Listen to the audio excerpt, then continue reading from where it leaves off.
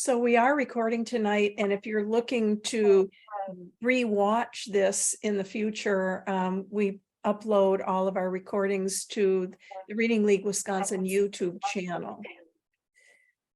My name is Mary Newton. I'm representing the Reading League Wisconsin tonight, and our host and guide for the evening discussion is Rebecca Miles, and Rebecca is the president of the Reading League Michigan and is a frequent participant with us in our activities that we carry on.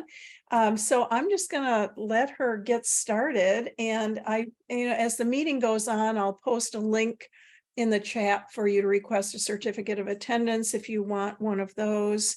And I'll post a link to our events page on our website.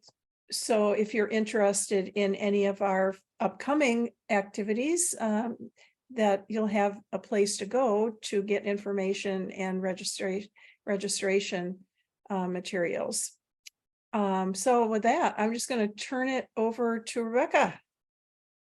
Thank you so much, Mary. As Mary said, my name is Rebecca Miles. I am the president of the Reading League Michigan. I also work for educational service agencies similar to your CSAs. I work for a RESA as a state-funded early literacy consultant. I've taught young 5, 2nd grade, 3rd grade, 5th grade, departmentalized. That was my middle school experience. I've taught social studies and ELA and science in the middle school. And our county has 18 districts and 31 elementary schools. And as of this year, we are nearly 98% of our county has switched from balanced literacy to science of reading, and we're making our way up the chain to middle school and high school space. So this is really exciting for the work that we're doing here in Michigan. And I did notice that I have a colleague from Sault Ste. Marie, Michigan that has joined us. So I love partnering with our Great Lakes sister here. And with that, I'm going to get us started for the evening. Let me share my screen. I do want to say before I share screen, we do have such a small amount of people. Please just open mic, ask questions. Don't worry about raising your hand. And if you're uncomfortable with opening the mic, just pop it in the chat and we'll stop as we need to. We're going to move through this the way it suits you the best. So really are authentic and organic to meet your needs this evening. So let me change it so I can only see. All righty. So the chapter that we're covering today is, I'm messing around with my view here so I can see my slides. How do we learn to read and why is it important? So I did start with kind of that same thing that we just did in the chat, your name, where you're from, and your roles. So we've kind of already covered that, right? So let's just keep cooking. What I did think was interesting is that I didn't see anybody here that had put just that they were here as a parent, but we all, most of us have that piece. We're the educator, but we're also the parent. And I have a son who all my children are grown and flown. So I have a dyslexic son who's right now he's a project engineer. So he's a mechanical engineer. My other son that was the worst case of ADHD, he happens to be a paramedic supervisor. So that all worked out really well for him. And we had a daughter who had brain cancer and she's thriving too. So all these neurodiverse children also bring such impact to me in my role, and why we're so strong. I'm such a strong advocate and why I believe so strongly in the Reading League and all the work that they do. So with that, the first slide here, how well do you remember learning to read? When we open the chapter talks about this. So I'm going to ask that you take a moment to consider what you remember about learning to read. Was it easy? Were you explicitly taught? Or were you explicitly aware that you were being taught to read? So we can just share, open mic, share out. What were your experiences learning to read? What do you remember?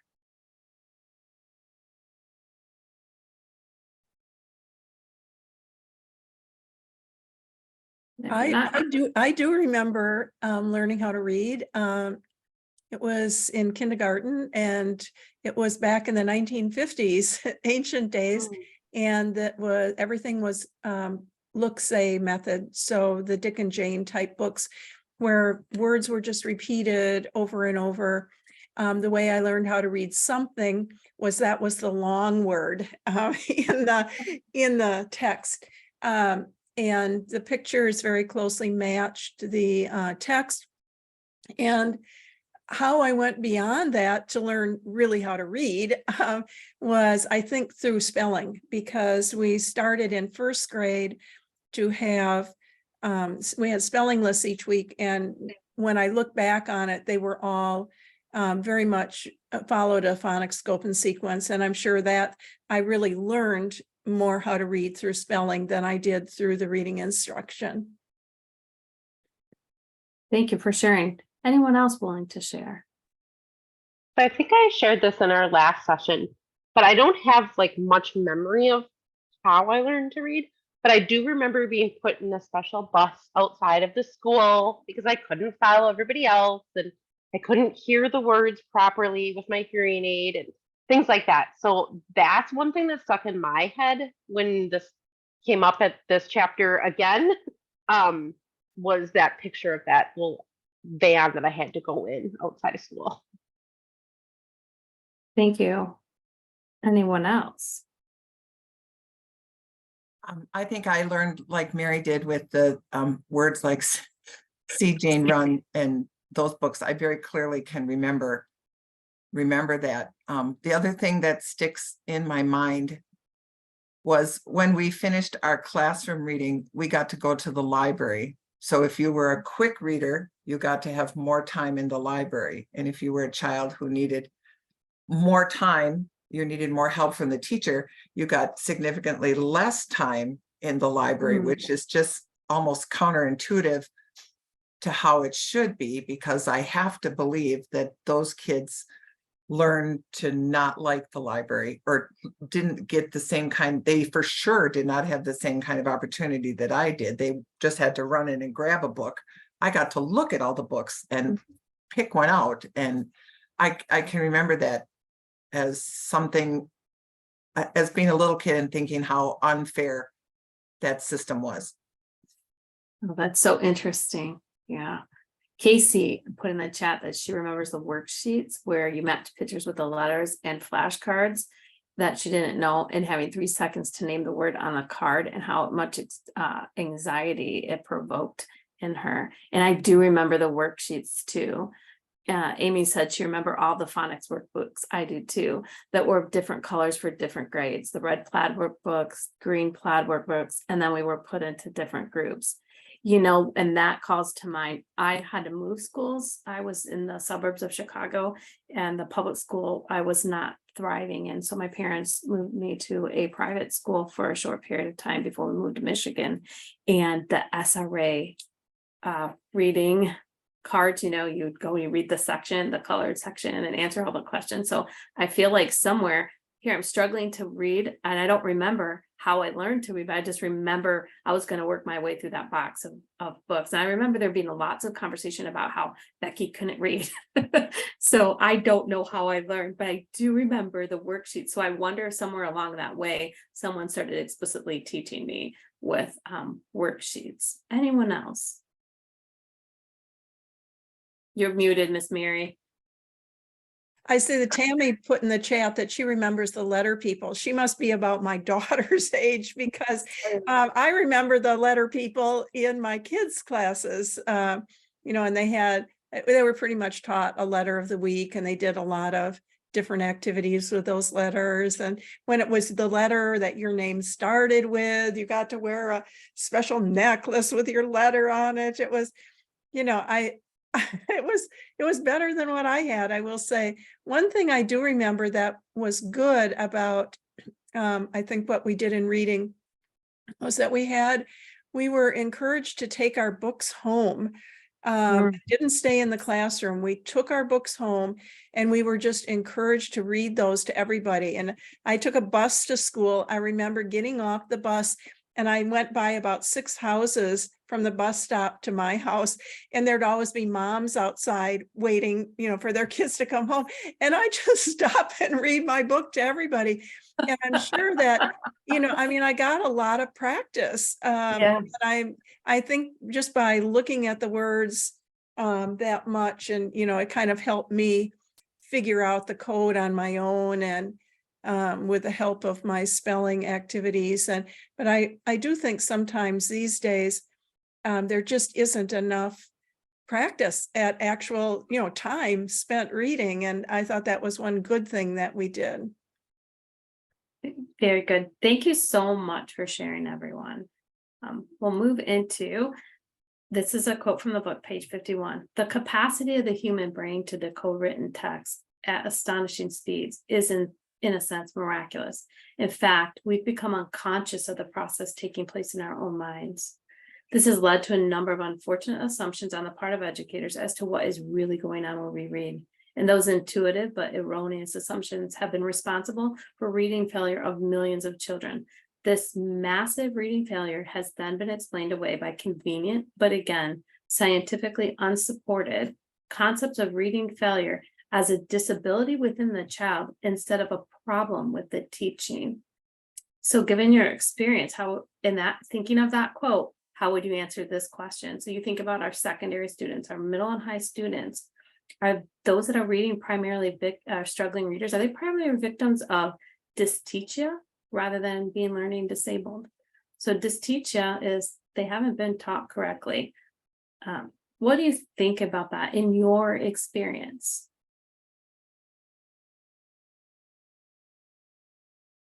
And for your experience as a teacher, because I know what I didn't know.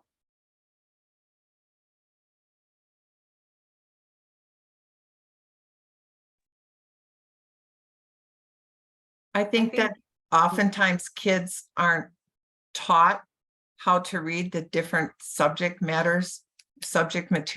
Do you know what I'm trying to say?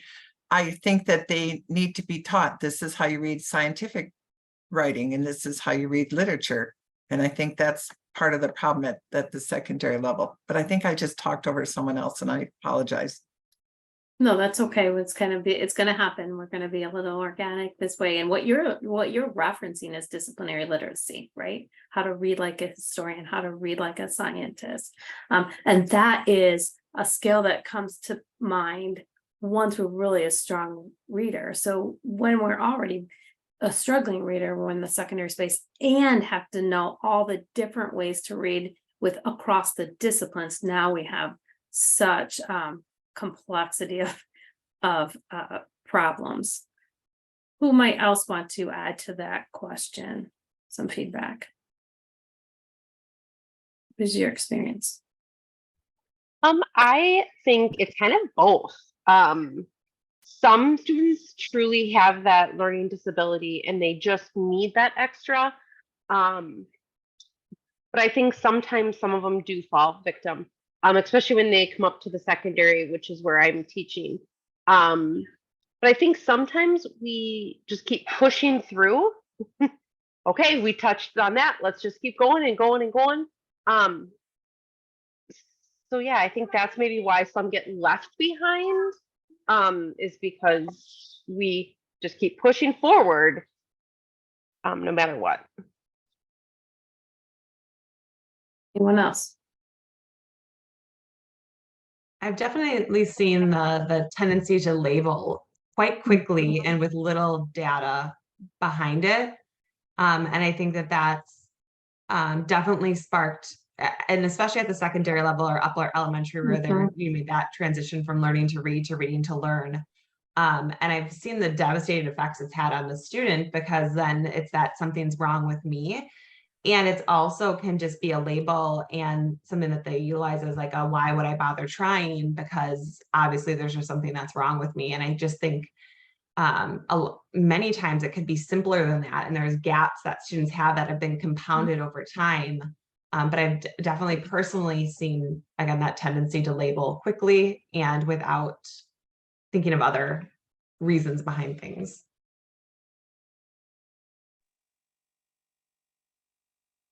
Here, I have So we have Casey saying, I do think at times, yes, students are victims of dysteachia, and the gap gets so large that in order for the students to get necessarily the support they need, we give them a label versus look at our instruction throughout the support systems. And I would agree with you, because then it starts to feel like this humongous thing when we consider a scope and sequence of how someone learns to read, and you think of a student being in a particular space, we don't think about where they are in the scope and sequence. We think about where they are at grade level. I want to think about that, right? Not that, oh, we just need to fill in vowel teams for this student, and we could do it with multisyllabic words. No, they're reading like a third grader, we say. Well, I got a 10th grader. They're reading like a third grader. We can't do that. There's a 7-year gap. There's not a 7-year gap. There's a skill gap, right? And so I think that, and I'm sorry, but I'm just coming up with this right now. I'm just like, I'm verbal vomiting this, because this is just coming to me that, wow, when we put the grade levels on the scope and sequence, rather than they're just some skills we got to fill and do it alongside and along with, let's do that quick. And it might come faster because they are in 10th grade and they just missed it.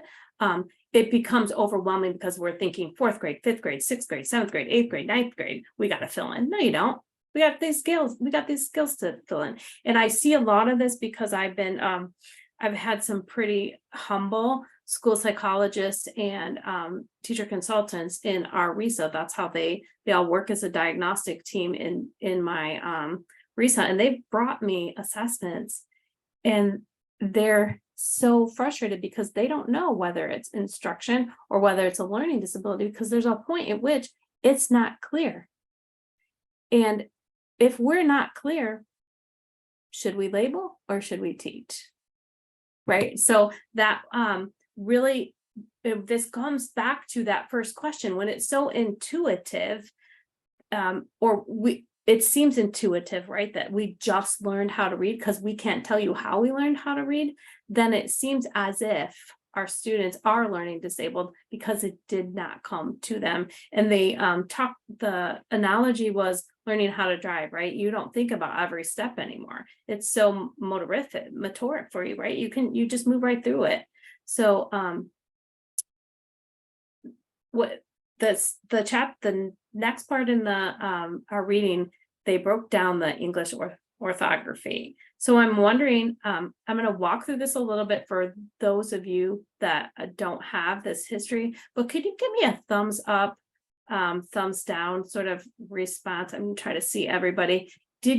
Was this something that you were familiar with, or if this is new learning for you, basically this history, could you give me a thumb up?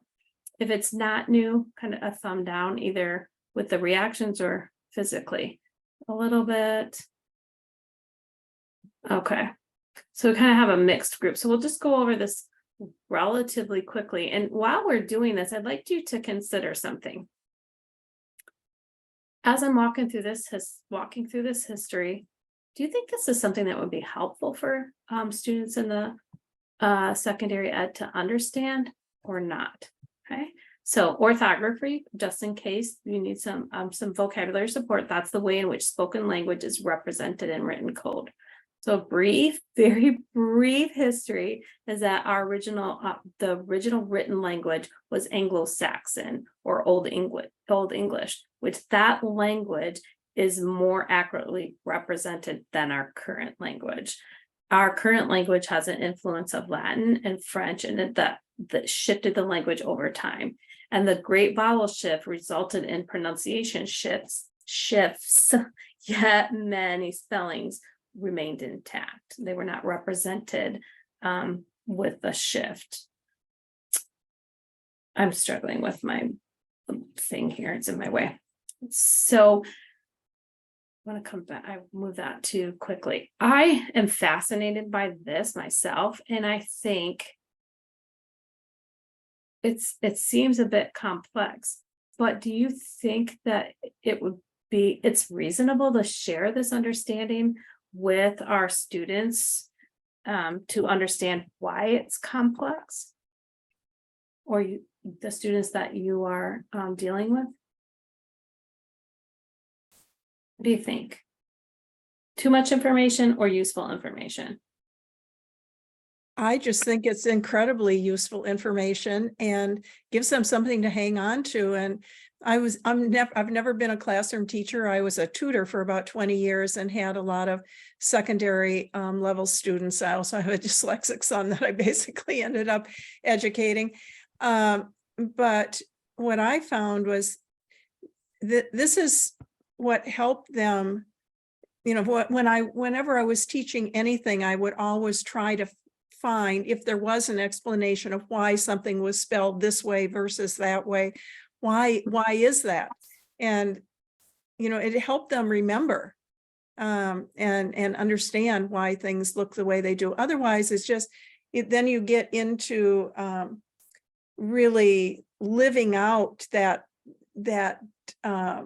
phrase that you hear so often that, well, English is just crazy. There's no rhyme or reason behind it, you know, and oh, yes, there is. You know, Yes. you just, the only problem with this is that if you haven't learned all this stuff about the origins of words and why they are the way they are, you have to learn it in order to communicate it. And you know, so sometimes when I find people say, oh, I don't think that's useful, then when you start talking to them about it, and it becomes very clear that they don't know anything about etymology or morphology. And that's why I think they think it's unusual, because they don't know how to teach it. But I just find this is the key to get some kids to be able to read and spell more accurately and more fluently. And this is the kind of stuff that it's content. It's, Yes. you know, and I think that for kids who struggle with the decoding aspect of reading, the content is generally their strength. And so give them something with, you know, understandable, you know, reasons behind things. I think that really makes it easier. I agree. Oh, I'm going to read Amy's comment here. I feel that when students and teachers have the ability to look at roots and prefixes, they do have another tool in their pocket to help build background knowledge when reading content literacy, right? So we have that morphology, we have the etymology. It takes this complex, opaque language and gives it rationale, right? Especially a high schooler. The years that my kids were going through middle school and high school, right, there was nothing that they wanted to just take at face value. They were not just, they want rationale. And especially if a struggling student, if we bring some order to their life and rationale, I think that it helps.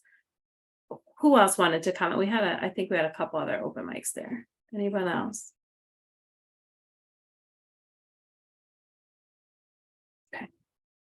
I was going to say, I think this also parallels, and maybe you'll get to this, but just teaching them about like the brain science behind reading too. I teach a lot of things about the brain and how the brain processes things. And again, that just gives this level of understanding that is the why behind things. And I think that is also super empowering. So that might be something that I get to, but I think that piece is also can be really fascinating for kids and also give them that bigger picture behind things. Yeah, I love that word, like fascinating. It's fascinating because it fascinates me. And I like what Mary pointed out. Often educators just don't know, right? So the easiest way to say is it doesn't follow the rules. I mean, that's the elementary response. It doesn't follow the rules. Well, actually it does. The Greek word rules, the Latin rules, and the rules of the French language. So our elementary kids can pick it up, our middle school and high school kids, and the fascinating, you know, when they go home and they're asked, what did you learn today? And they say nothing, because they really didn't. You showed them something. You showed them how a rule maybe work. But if we make sure, like, and I don't mean every day in content area, when we're in these pieces, it's something they could take home, and it's a factoid.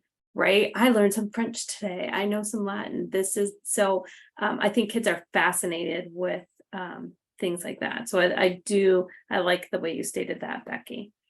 So let's look at this statement that came out of our book, page 56.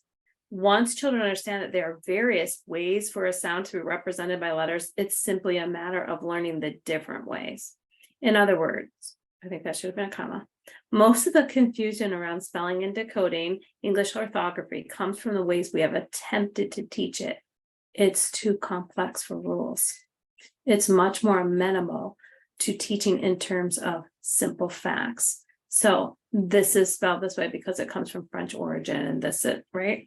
So when children are taught to decode text alongside morphology and etymology, these spelling conundrums become far less opaque. I think that really sums up what you were saying, Mary, right? We add those other layers, the morphology and the etymology, and some transparency and clarity is gifted to our students.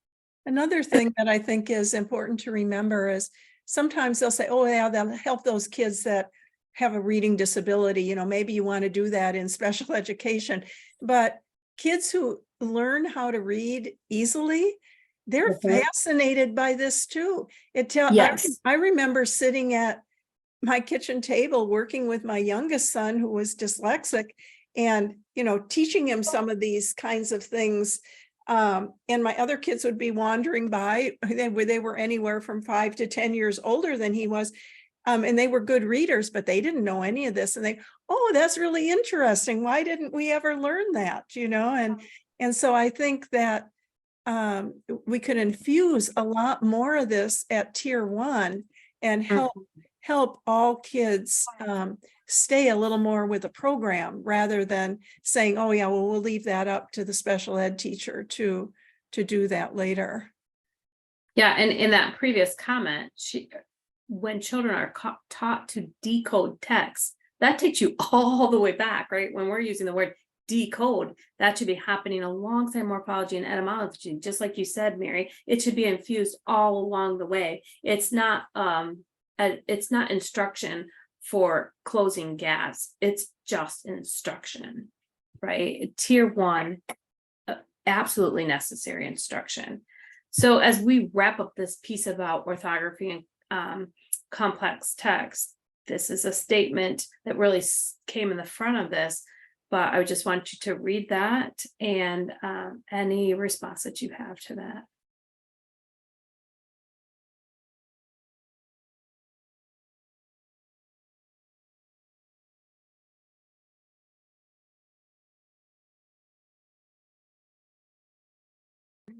Okay, I'm going to be having a hard time holding my tongue on this one because I spent going through K through 12 with my son. I heard this every day.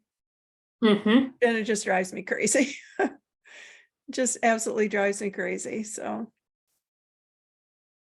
how are you going to love reading unless you can read? You know, I just don't get it. You know, all the stuff about motivation and, you know, to me, it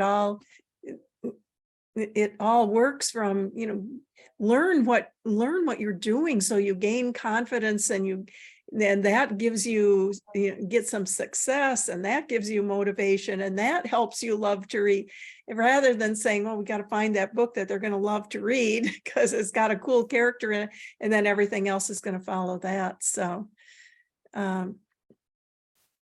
and this resonated with me from the experience that we have with our middle school and high school educators right now.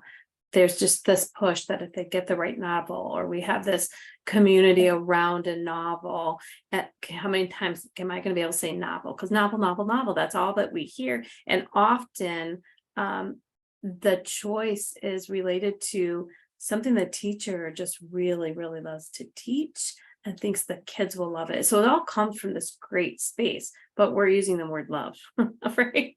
And it's about ideas. And so it's very interesting. There's a very recent research article that has come out.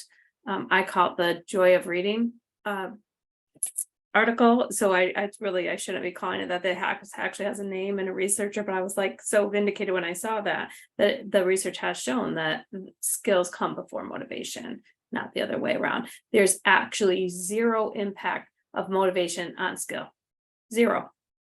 So when I find that, I'll share it with you. I can't remember where it is, but it's very, very recent.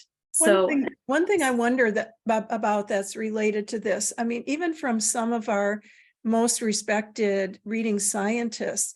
One thing that I've been hearing in the past, I say 4 years or so, maybe 5 years, just from some, is that, we should rely more on kids. We should rely less on teaching all of the specific patterns and rules, and we should Mhm. rely more on kids, their statistical learning and looking at things and being able to pick things up on their own. And, sometimes I think that also comes from a place where, well, maybe if you don't really understand the patterns, when you think about understanding orthography, understanding morphology, understanding etymology, I think it's pretty easy to put it into an understandable, something that's condensed enough to teach to students. I don't think we need to worry about teaching them too much. I that's think just- I don't know. For me, I think that the piece with the statistical learning is more show them the pattern, show them how morphology works, show them how etymology works. Once they're more aware of it, then give them lots of opportunities. And not all of it is going to be directly and explicitly taught through the whole scope and sequence. There's a point where statistical learning comes into play and they pick it up. So I do get a bit concerned that get that wrong message. There still should be that direct and explicit instruction, but everything that they learn isn't going to be directly and explicitly taught. They will pick up once we're attending to instruction that makes them aware of etymology and morphology. Yeah, I think that's especially true at the level of morphology and etymology. I think it's less true at the level of the orthographic patterns and why words are spelled the way they are. And there are just so many helpful patterns, spelling patterns, syllable patterns that you can pass on to students that are going to make it easier for them to pick up a code. But, I don't know. That's one thing that it's out there a lot these days. Be careful not to teach too much. And, Right. Because you have a limited amount of time, and I get that. But, the other thing is that for the students who are struggling, I think they're less able to, very often their statistical learning is not functioning as well as some other students. So I think maybe they do need more explicit teaching than maybe the average student in the class. So I think we have to just be careful about who it is we're talking about and which students we're dealing with, and make sure that we provide the level of explicitness that particular student might need. I agree. Anyone else on this before we move on?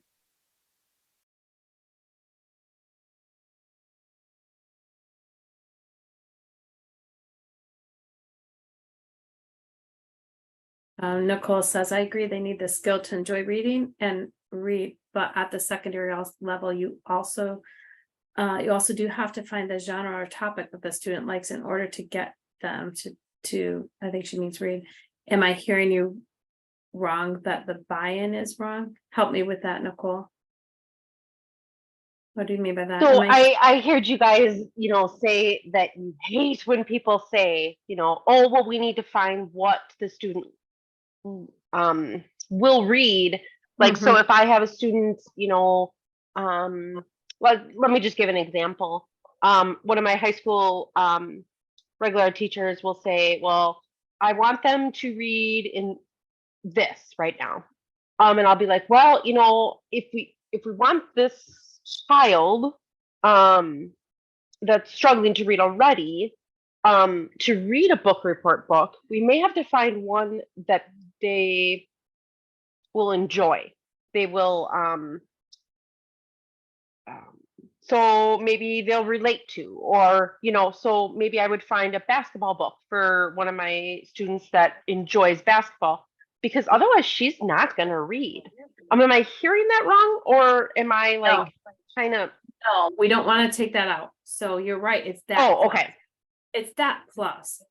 Okay, so in the early childhood, we are not looking in the kindergarten or first grade space for a decodable that they're interested in. It's just not gonna happen. Okay, right? That's- okay. Right, but when we get Yeah. to the middle school and high school space, we still need to say that just because you find the basketball book that your student is interested in, that is not gonna close your gaps. If you read all the basketball books there are. Right.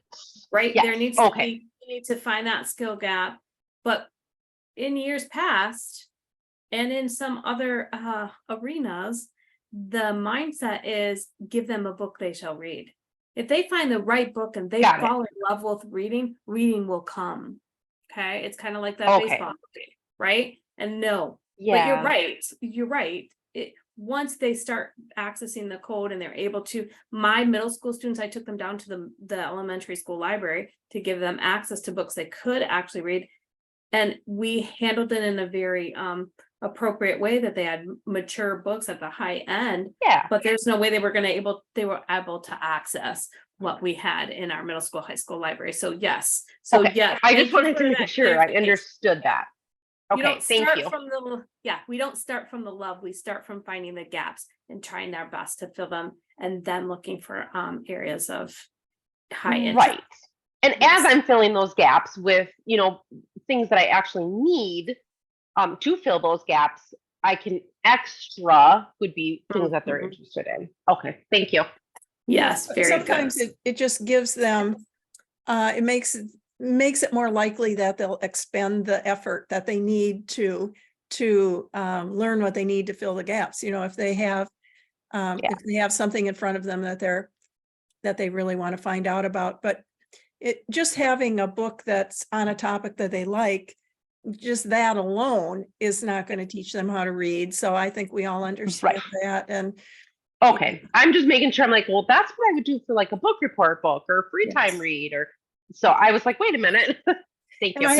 I have seen that, I have seen that go to a far extreme in a classroom where there's concern about a parental concern about a student really not being able to read well. And then the school will say, well, everything I've given him, everything I've tested him on, he's done very well. And then you ask, well, what is it that you had him read? And it was like, maybe this is a kid who's interested in soccer and everything was about soccer. So he knew the vocabulary, it's like he wasn't going beyond that, or maybe he's just into cars. And so everything was about cars, and there, you're limiting the kinds of words sometimes that they're going to encounter in that reading if you just stick to one topic. But yeah, the better, if you can add the interest factor on top of everything else, I think that's great. So that's a great segue into the next section, when they were speaking of, when we were reading about orthography and our language being opaque and complex. The question was, if reading English is based on an opaque and complex alphabetic code, what does this imply about where teachers should focus their instruction? And the next section was talking about targeted phonemic awareness and phonics instruction. So the question is, Nicole, do our students at the secondary level, and I don't mean just special ed students, our struggling students or students that are just kind of limping by, are they getting access to phonemic awareness instruction, phonemic awareness and phonics instruction if necessary? And if so, how? And if not, why not?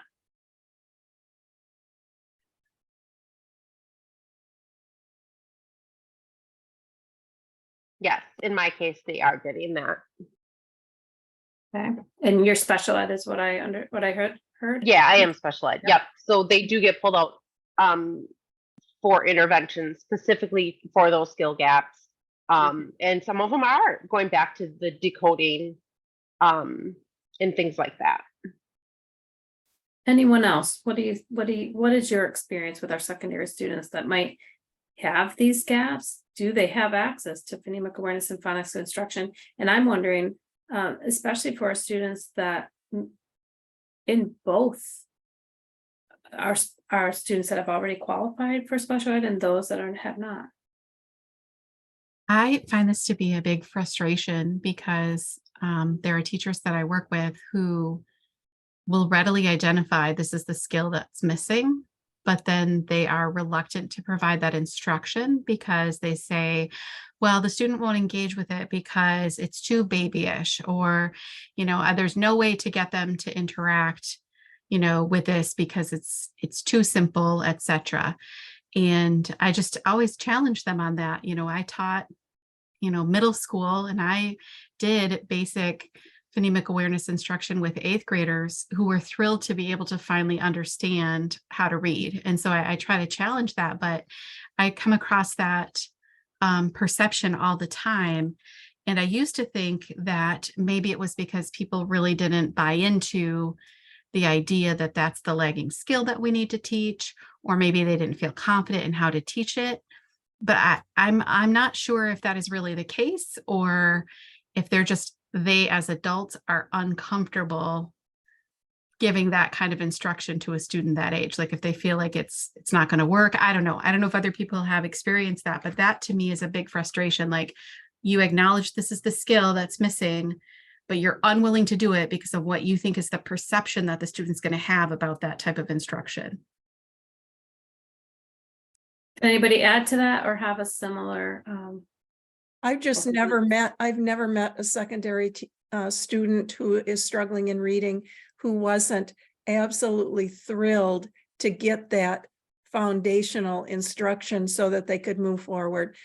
And even, moving them up, I've had so many students who are in high school and they read at a 1st or 2nd grade level, and, you get them through the foundational stuff, and then you start on the morphology and you start on the multisyllabic words. And I've had so many students ask, when we'll do a list of multisyllabic words, some that have morpheme, multiple morphemes in them, and some that don't, but they're just multisyllabic words. And they ask, can you make me another list of those to take home? It was the first time they've ever been able to read anything other than a 5-letter word.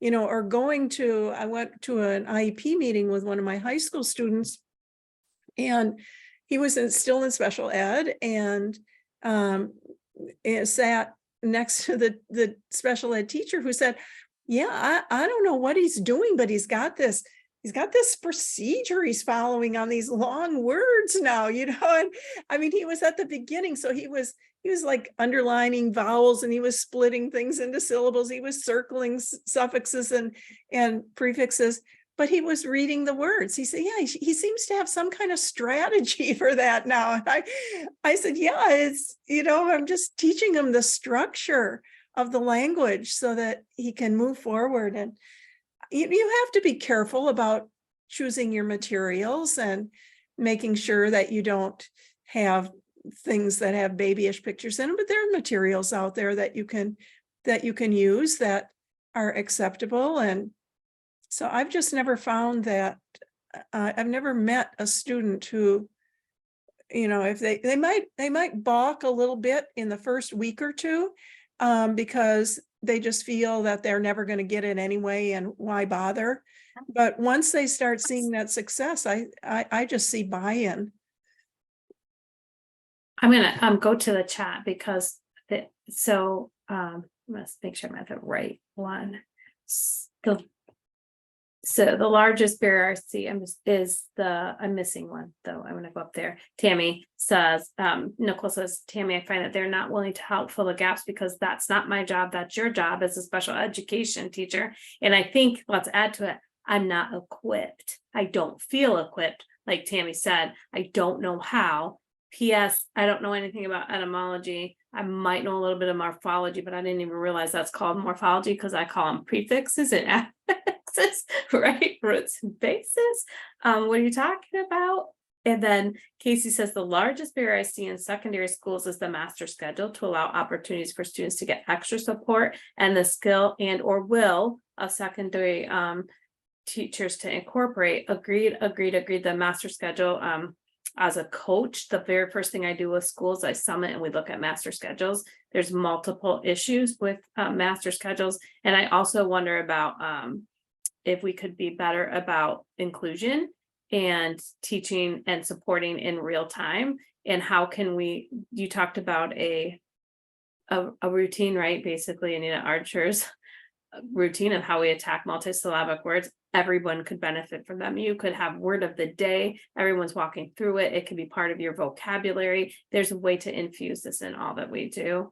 And then Amy says, universal screeners may identify students who have the need for instruction and coding, but sometimes within our secondary levels, we do not have structures in place of interventions or skills, building time in place to or staff to deliver for students who do not qualify for special ed.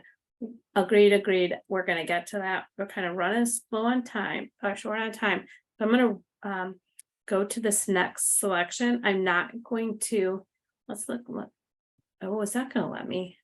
Okay.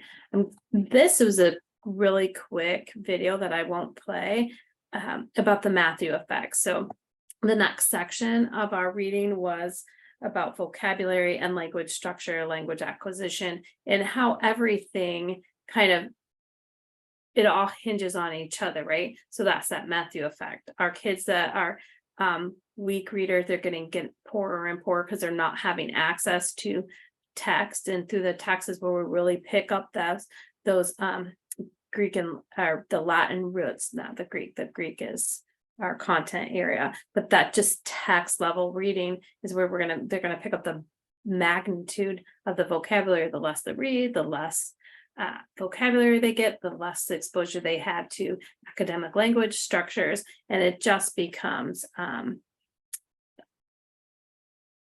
that Matthew effect, where that poor or the rich are getting richer and the poor are getting poorer with the language and the vocabulary when you're already not reading at grade level.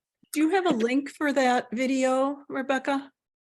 Oh yeah, I can share it. I can, we have 13 minutes. I think it's only, It looks really familiar. it's Children of the Code. It's ancient. That's what I Children thought. of the Code is a very, very old. This is Stanovich, but David Let me Bolton, Children of the Code. If you look on there, he has a whole bunch of short little videos, and yeah, I think this is, I can hit play. Oh, maybe I can't on that.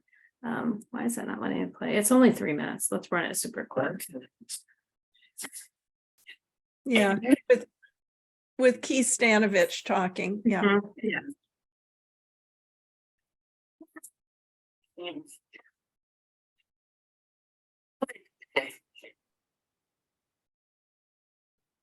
Also other occupational workers.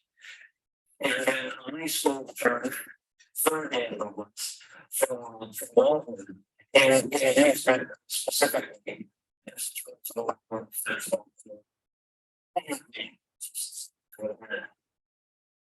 And kind of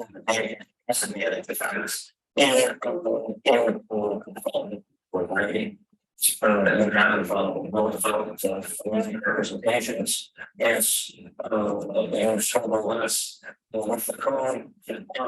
Whoa. Is everyone else having sound problems? Yeah. Is it just me? Hold on a second. I can hear, but you guys can't, huh? That's bizarre. So I will stop sharing that. I don't want to. I wonder why. I think it has something to do about where you're running the sound through. It's coming through. I don't know. I've run into this problem before. It has to be running through the slideshow as opposed to on your computer. I do have it on the slide, so I don't know. I'll stop it though for time's sake, and Well, I did put in the chat, Yeah. childrenofthecode.org, and Yes. they just have numerous short videos. They're pretty well, laid out. And so the one Yeah. I'm looking for is the one on the Matthew effect with Keith Stanovich. But then while you're there, you're going to get interested in all sorts of other Yes. videos too. Yes, that's why I thought it's very good. It's really good to check out. Lots of little tidbits from people who are really famous in the reading field. Right. So the great little video, that's a great video resource for you to have in your toolbox. This is a great video that was posted on the Facebook group for Science and Reading for Secondary. I don't know if she's I don't know if she's adding something or the Matthew effect Jeannie's saying. I don't know, I didn't see that. Anyway, so the next part of our reading was about fluency and the stages of learning. And I just wanted to shout hooray when I saw this, because this is a huge piece in the early childhood setting, as far as I'm concerned, and even the more primary grades. So understanding the stages of learning, and that fluency should not be seen as a skill in isolation, but rather as a stage of learning. Practice to a high rate of fluency is rare in the United States.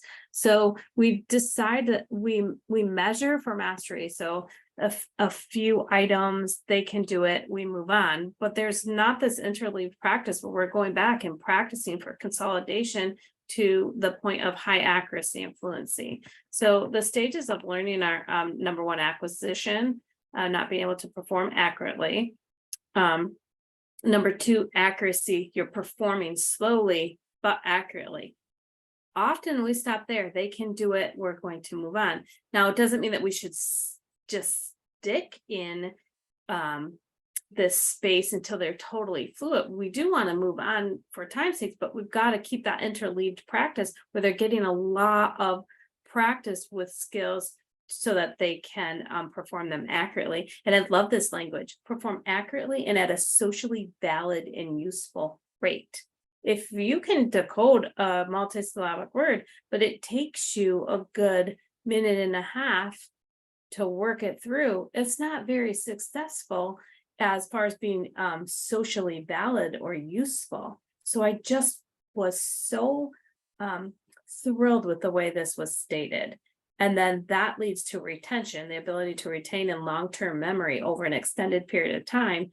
And we're all, oh, I have an error there. We're all looking for generalization, right? The ability to apply that across different contexts. So I found that to be just super important. What might you say about fluency and your experiences?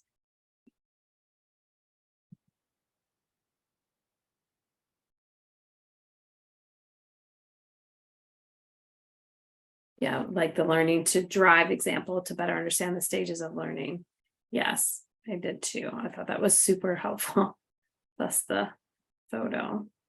I just really appreciated having these definitions kind of these different stages. I think it will be a useful tool for when I'm trying to communicate with the teachers that I'm working with. And I think people just think reading fluency is how many words you can read a minute, right? And so just having this to kind of walk through, I think is just, this is wonderful. This was like my favorite thing in the chapter, I think.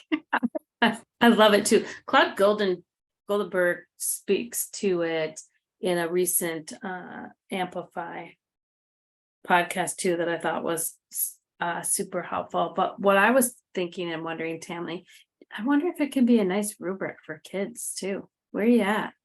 Are you fluent? Or are you at the retention level? Like when you come to a multi-syllabic word, it's just, you know exactly what to do. It's easy. It's pretty quick, right? I wonder I think about my years in intervention, how I could put this out in front of the kids. Okay, we're here today. We've learned this skill. We've learned it and learned it. Do you think we're fluent yet, or we're still just accurate? We need to do more practice. What do you think? You know, throwing that back at the kids and having them get that language for their own self-regulation or self measurement, right? Where are they at? And so this statement came out of our reading tonight, our chapter. Too often mastery to a given level of accuracy is the only goal. When that level is reached, or even before it is reached, the student is typically moved along immediately to new, more difficult material and never achieves fluency in the most basic skills. While the amount of work required and the level of expectation both increase, the student remains mired down slowly and painfully, logging along I think that probably should have meant slogging along. Falling further behind and becoming more discouraged. Does this sound like students you know?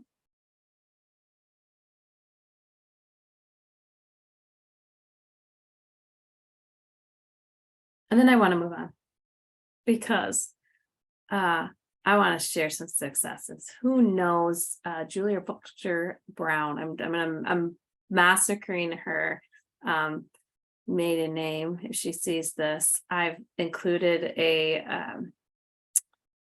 QR code for you to her website.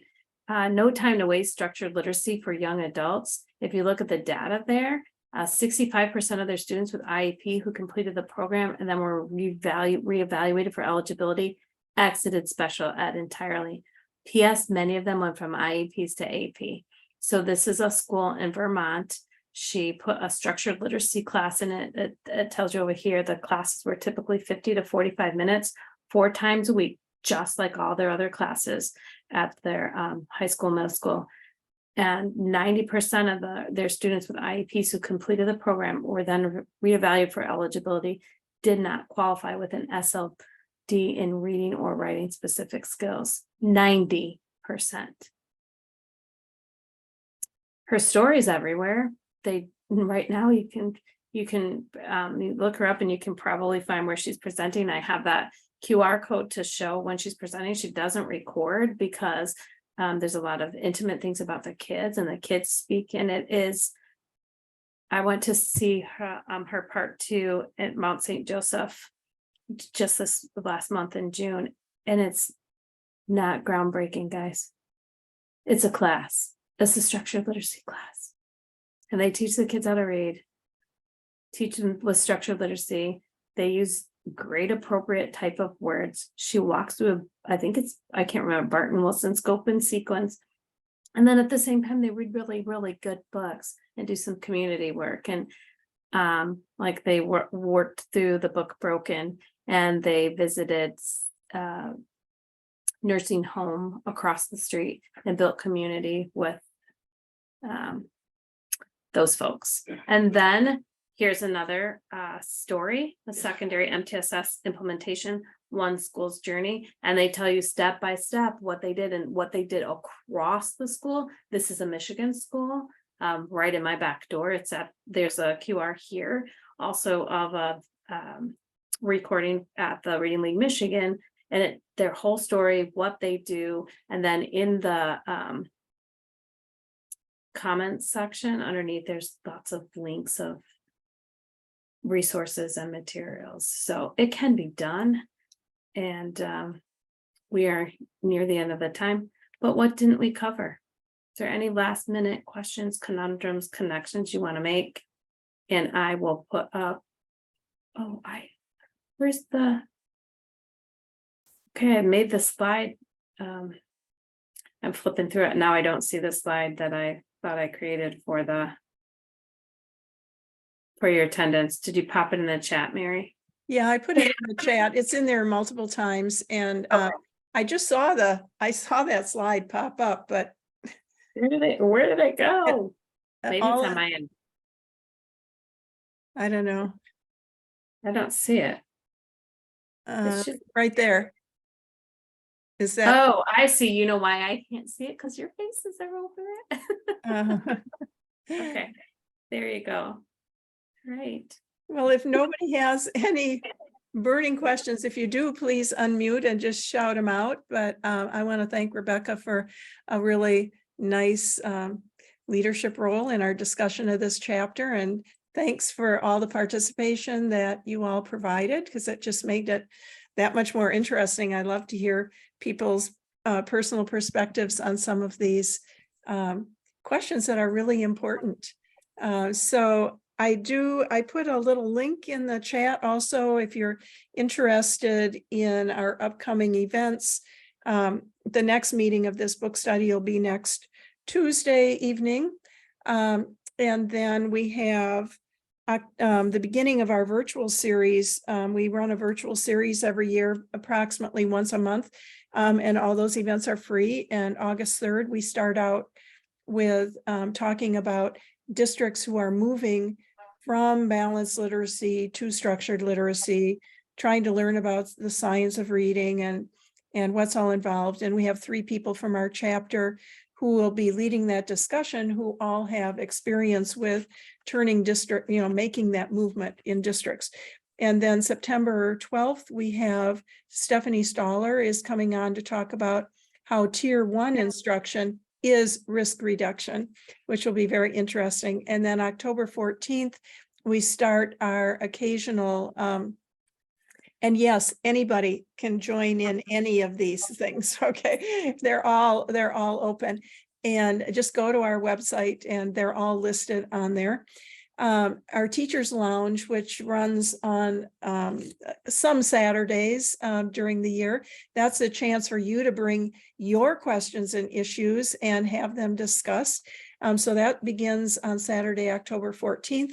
And then we have many more things in the virtual series. But before we go, I just want to mention we're having our annual conference for Reading League Wisconsin on October 27th, which is a Friday. And if you live in Wisconsin and aren't too far away, we'd love to have you come and join us in person in Brookfield, Wisconsin. We have Emily Hanford as our opening speaker, Laura Stewart, Heidi Ann Mesmer, Michelle Elia, and Shauna Coates. So we're kind of covering a variety of important topics. And if you live further afield and are still interested, we have a virtual live stream option that you can sign up for also. So all that information is on our website. And so I've done my little PR bit. Anything you want to say about Reading League Michigan, Rebecca? Just, we have a wonderful YouTube channel with lots of information, and there's much there regarding the secondary space. So do check us out. And we are in the midst of planning our live event, but do join TRL Wisconsin, because we will have a coalition at their October event. We will love to participate with our sister chapter. So. Thank you. Yeah, thank you, everybody, and a special thanks to Rebecca, and we'll